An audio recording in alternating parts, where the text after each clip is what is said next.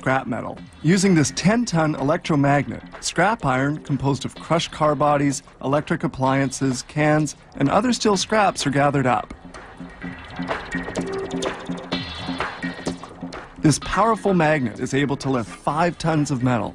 About 83% of this scrap will be transformed into bars of steel. This metal is then dumped into a basket, which by itself weighs 32 tons.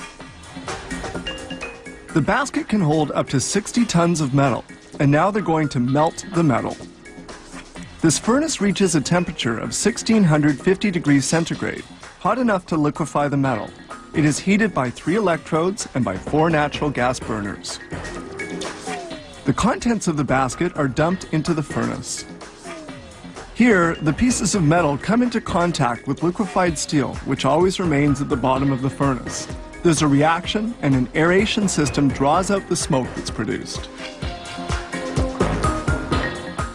At this high heat, the 60 tons of metal will melt in about 60 minutes.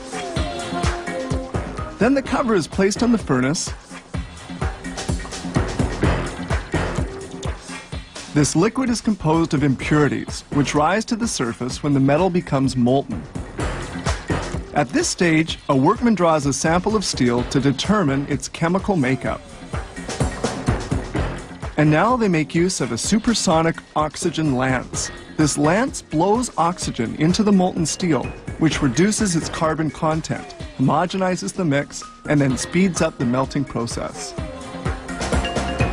A ladle is positioned beneath the furnace. The molten steel will be transferred from the furnace into this ladle. The molten steel easily pours into the ladle.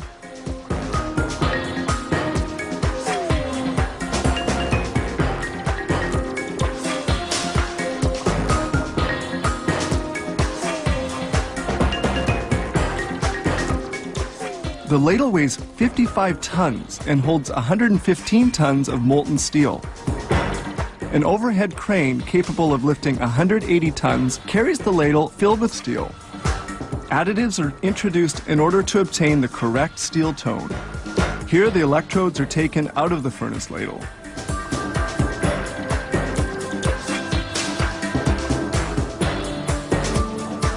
A workman now opens the pouring nozzles of the distributor, equipped with 4 pouring holes. The molten steel runs into molds. It very quickly cools and begins to harden. Steel billets are produced in lengths varying between 4.5 meters and 10.6 meters. The billets are then cut to the desired length with a natural gas torch. A pouring identification number is marked on them with a wax crayon. The difference between a steel billet and the nearly finished flattened product is clear. Flattening of the billets remains to be done. Before flattening begins, billets are placed in the furnace to be reheated for 2 hours at 1095 degrees centigrade. Water jets cool the billet ejector.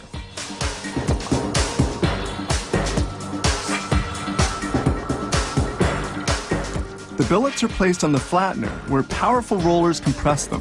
This operation gives the billets the required shape and size.